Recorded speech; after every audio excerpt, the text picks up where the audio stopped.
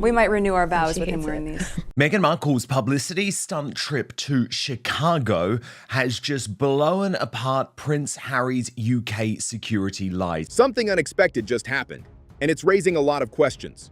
Out of nowhere, Meghan Markle was spotted in Chicago, not at a high-profile event, not on an official appearance, but at what seemed to be a quiet, deeply personal ceremony. No major announcement, no build-up, just one image. The cruelty of Meghan Markle simply knows no bounds, and we see this displayed in her recent trip, very quick, to Chicago. And suddenly, the internet started connecting the dots. Because this wasn't just about a surprise visit. Within hours, speculation began to spiral, from carefully managed appearances to whispers about something much bigger behind the scenes, including the possibility that Meghan and Prince Harry could be planning to renew their vows. And if that sounds dramatic, just wait. Because the way this Chicago trip unfolded might reveal far more than anyone expected. Holy name vibes today. Sailor, that's her daughter, in the front, walking to her first communion. And yep, that's exactly who you think it is to her right. Let's start with what we actually know. According to multiple reports, Meghan made a solo trip to Chicago over the weekend. No Prince Harry by her side. No large entourage. No visible attempt to draw attention. In fact, everything about this visit appeared deliberately low-key. She reportedly arrived early to a ceremony at a well-known church, blending in with others already seated. No separate entrance, no visible special treatment, just Meghan, sitting quietly among everyone else. And on the surface, that paints a very specific picture. It suggests someone trying to appear grounded, approachable, normal. Natalie Martinez, once the story had been picked up with the mainstream media, removed her post from social. But here's where things begin to shift. Because while the visit itself may have seemed private, it didn't stay that way for long. The moment that changed everything came from social media. A local TV personality shared a photo from the ceremony, a casual post, seemingly innocent. In the image, Meghan could be seen in the background, attending what was later described as her godson's special day. The caption hinted at surprise, as if Meghan's presence hadn't been expected.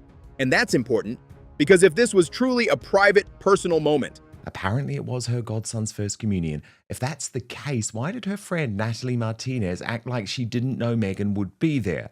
how did it become public so quickly? And more importantly, why did it feel like it was meant to be seen?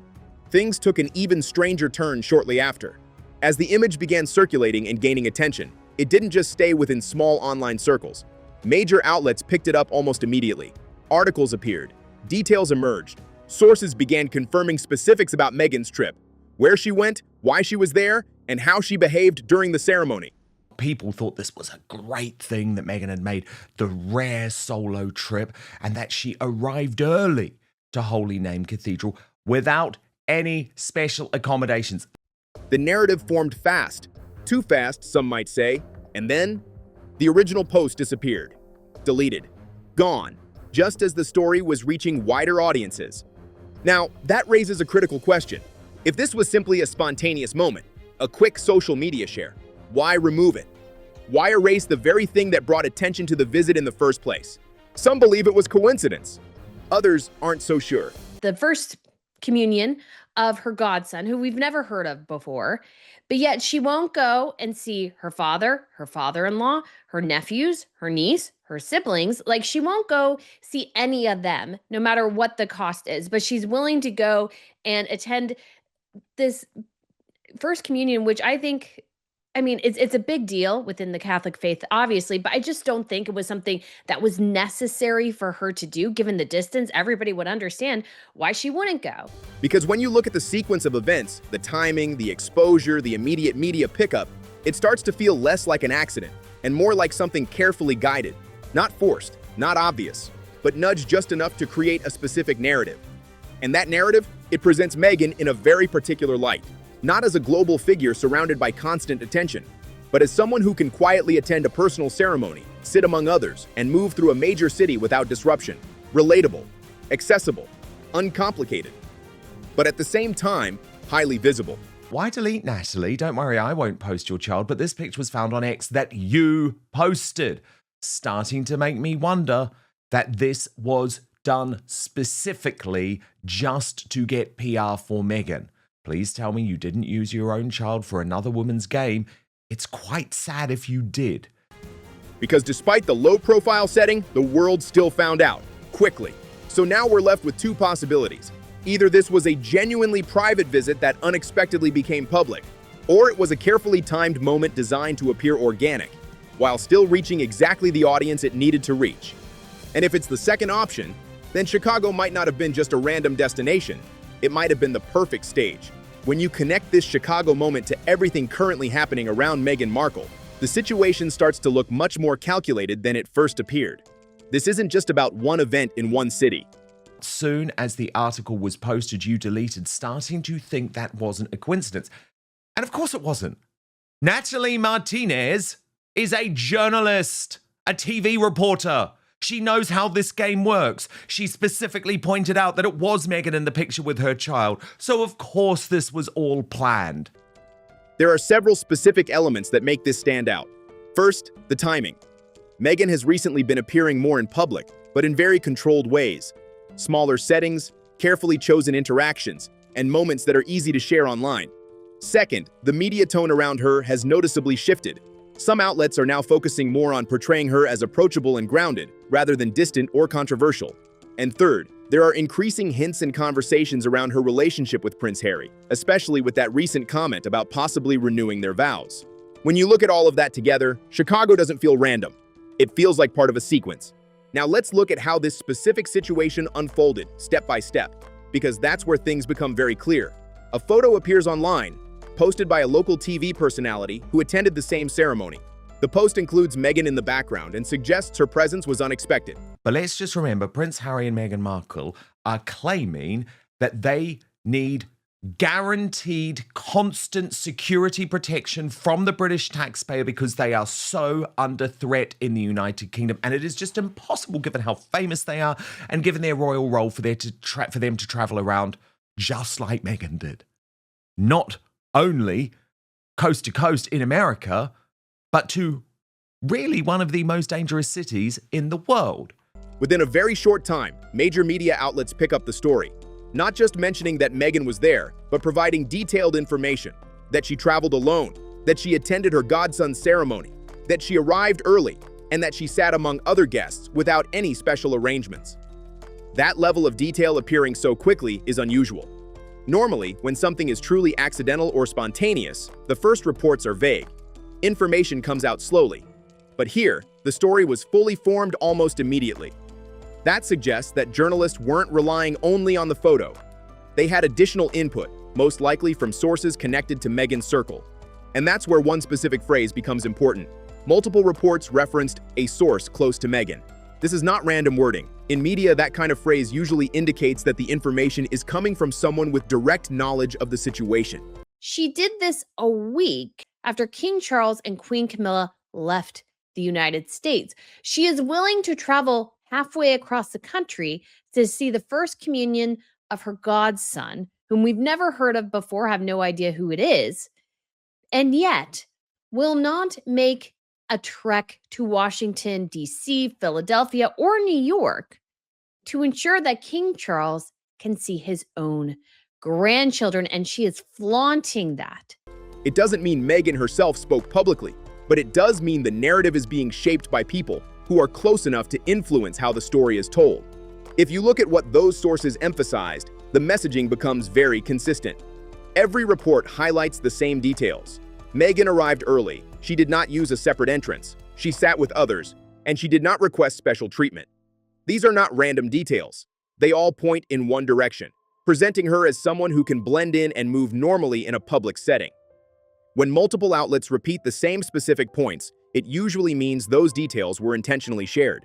It creates a clear image in the audience's mind. But this is where a contradiction appears. For a long time, there has been a strong public narrative around Meghan and Prince Harry that emphasizes difficulty when it comes to moving freely, especially in certain countries. The idea that visibility creates complications, that their presence requires careful planning, and that their safety is a constant concern.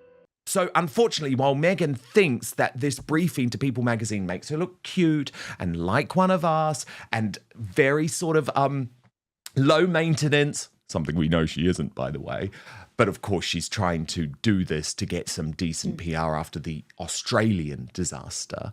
But for me, actually, Brittany, what she doesn't realize is she's just literally thrown a grenade into Harry's claim about why he needs security. This narrative has been repeated in interviews, statements, and ongoing discussions. However, the Chicago visit shows a very different situation. Meghan traveled from California to Chicago, attended AM event in a public church, and remained there without any visible disruption. There were no reports of complications, no mention of special arrangements being necessary, no indication that the environment created any issues. Everything appears to have gone smoothly from start to finish. That creates a clear contrast between what has been said in the past and what is being shown now. It doesn't directly disprove anything, but it does raise logical questions. If movement is as complicated as previously described, how is this visit so straightforward? If certain environments require additional measures, why were none visible here? These are the kinds of questions that naturally arise when actions and messaging don't fully align. The location itself also matters. Chicago is one of the largest cities in the United States, known for its busy atmosphere, constant activity, and large population. It is not a controlled or isolated environment. It's a place where many different situations can unfold at any time. And yet, Meghan was able to attend a ceremony there without drawing immediate widespread attention, at least initially. It just highlights again how much she is denying and trying to distance herself from people who can hold her accountable, namely her family, and always going to friends who she can lean off of, she can grift off of, and they can grift off her, and it's a grift together, and it's just kind of pathetic and sad, and we all see through it. This suggests that, under the right conditions, she can move without major complications. It shows a level of flexibility that doesn't always match the more restrictive image that has been presented before.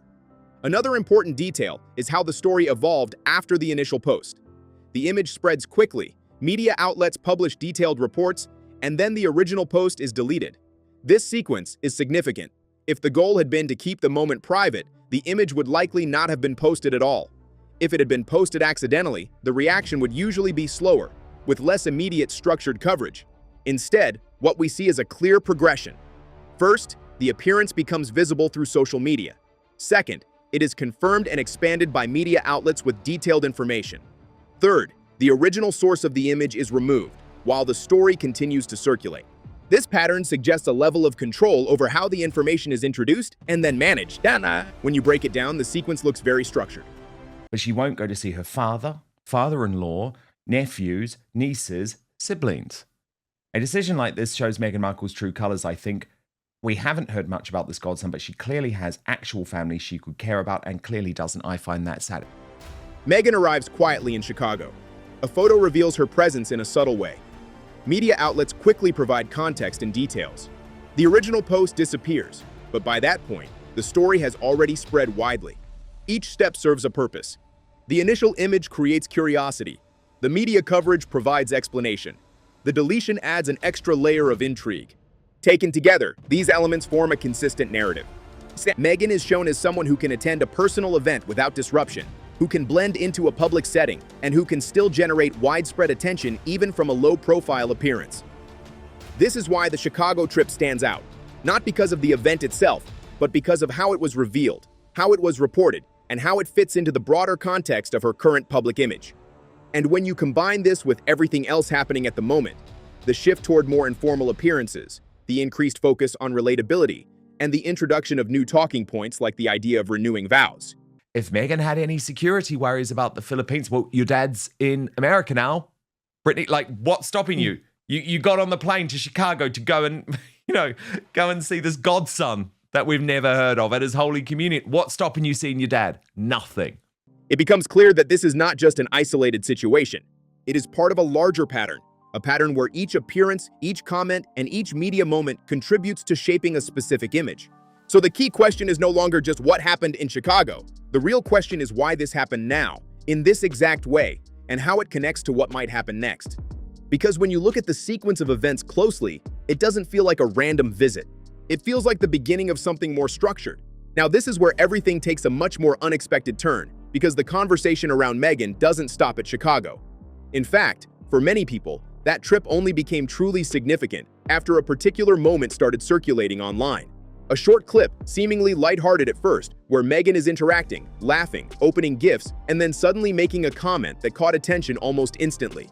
In that moment, she hints at the idea of renewing vows with Prince Harry. It's said casually, almost like a joke, but the reaction it triggered was anything but casual. Yes, for the love of my life. Yes. Yeah, we might renew our vows with him wearing these. Yes. Thank you. This is very meaningful. Because timing matters, and right now, every word, every appearance, every small comment is being analyzed much more closely than usual. The idea of renewing vows is not something insignificant. It's typically associated with reaffirming commitment, starting a new chapter, or reshaping a public narrative around a relationship. And when you place that comment alongside everything else that's been happening recently, it starts to feel less like an accidental remark and more like something that fits into a larger pattern. Over the past months, there has been growing speculation about the state of Meghan and Harry's relationship. Public appearances together have become less frequent, individual projects have taken center stage, and both of them seem to be building separate identities in the public eye. So when a comment like that appears, even if delivered in a playful tone, it immediately raises questions. Why bring that up now? Why introduce that idea at this specific moment? What makes it even more interesting is the setting in which that comment was made. It wasn't during a formal interview or a controlled press appearance. It was during a more relaxed interaction, surrounded by people, in a setting that was meant to feel natural and unscripted. And yet, that's often where the most revealing moments happen. Because when something like that is said in a casual environment, it can either be completely spontaneous or carefully placed to feel spontaneous.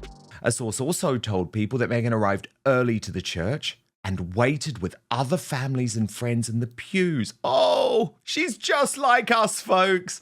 And that she didn't use a separate entrance or have any special accommodations. And given how closely managed public images tend to be, many people lean toward the second interpretation. At the same time, this moment didn't exist in isolation. It appeared alongside a series of other carefully timed appearances and interactions. Recently, Meghan has been seen engaging in more approachable, informal settings. Moments that highlight warmth, friendliness, and relatability. Interactions that are easy to share, easy to clip, and easy to circulate online. And that matters, because in today's media environment, short, emotionally engaging moments often travel further than formal statements or structured interviews. For example, the interaction where she is seen receiving gifts, reacting to them, laughing, trying things out. On the surface, it looks like a genuine exchange. But when you analyze it more closely, there are elements that feel slightly off. The pauses, the reactions, the tone shifts. Some viewers have described it as awkward, others as overly performed. And that divide in perception is important because it shows that the audience is no longer passively consuming these moments. People are actively interpreting them, questioning them, comparing them to previous appearances. Maybe on a normal day, Brittany, we could say actually good. She's realized she is just normal, but then it's like, what happened in terms of this local television celebrity posting the picture? Then the moment it's picked up by People magazine, Brittany, she deletes it. Well, I'm sorry. I'm not born yesterday. We know the stunts Sunshine Sachs, Meghan's PR company, pulls. It's like, let's get this organically on the internet. Then we can say that People magazine have picked it up via the post. I know how this game works. I used to play this game. We're not stupid. And this is where the idea of image rehabilitation comes in. Because when public perception starts to shift in a negative direction, the response is often not direct confrontation, but gradual adjustment. A series of appearances designed to soften the image, to reintroduce a different version of the person to the audience. In Meghan's case, that seems to include more personal moments, more relaxed settings, and more emphasis on being relatable rather than distant. But the challenge with that approach is consistency, because audiences remember. They notice when narratives change, when messaging evolves, when behavior appears different from what was previously presented, and when those differences become noticeable, it doesn't necessarily rebuild trust. Sometimes it does the opposite. It makes people question which version is real. Another important factor here is the broader media environment. Commentary around Meghan has become increasingly polarized. Some outlets continue to present her in a positive light, focusing on her independence, her projects, her ability to maintain relevance. The security farce is exactly what you would think it is. It's a farce. Meghan doesn't want to see people who she either no longer finds useful or are people she thinks are not going to go along with the grift anymore. Others take a more critical approach, pointing out inconsistencies, questioning motives, highlighting moments that don't align with the image being presented. And then there's the audience itself, which is no longer just receiving information, but actively shaping the narrative through discussions, reactions, and interpretations. This creates a situation where every new appearance carries more weight than it normally would. It's no longer just about what happens in that moment, but how it fits into the larger story. And right now, the larger story is still very much in flux. There isn't one clear narrative dominating the conversation. Instead, there are multiple competing interpretations, each supported by different pieces of evidence, different moments, different perspectives. When you bring it back to Chicago, that's exactly what makes that trip so significant. On its own, it could be seen as a simple personal visit. But when you place it alongside the social media moment, the rapid media coverage, the vow renewal comment, and the recent shift in public appearances, it becomes something much bigger. It becomes part of a sequence where each moment builds on the previous one, where each appearance adds a new layer, where each comment introduces a new angle. And when you look at it that way, it's difficult to see any of these moments as completely isolated. Then there's the question of what comes next. Because if this really is a coordinated shift in narrative, it's unlikely to stop here. Usually, these kinds of transitions happen over time. Well, it looks like Harry and Meghan can move around if they want to without anyone knowing, as this took place in Chicago. One appearance leads to another. One idea is introduced, then developed further. One narrative slowly replaces another. And if the idea of renewing vows has already been introduced, even in a subtle way, it opens the door for that topic to be revisited in a more direct form later. It also raises questions about how that would be presented. Would it be private or public? Would it be framed as a deeply personal decision or as a symbolic moment? Would it be shared through traditional media or through more controlled, selective channels? Because in today's landscape, how something is revealed is often just as important as what is being revealed. At the same time, there are still unanswered questions about the Chicago trip itself. Why that specific location? Why that specific moment? Why was it revealed in the way that it was? And why did it generate such a strong reaction so quickly? Because even though the event itself was relatively small, the impact it had was much larger than expected. And that's usually a sign that something deeper is happening beneath the surface. That the visible moment is only part of the story, while the rest remains just out of view.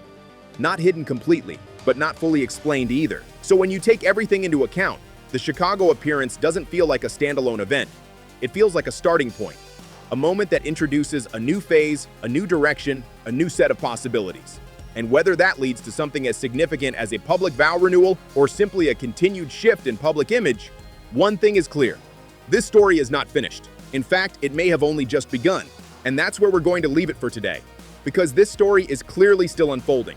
If you made it this far, thank you for watching. Seriously, it means a lot. I'd love to know what you think about all of this, so drop your opinion in the comments. Do you think this was just a quiet visit or something much more strategic? Also, if there's a specific topic, person, or royal drama you want me to cover next, tell me in the comments. I'm always reading them and taking ideas from you.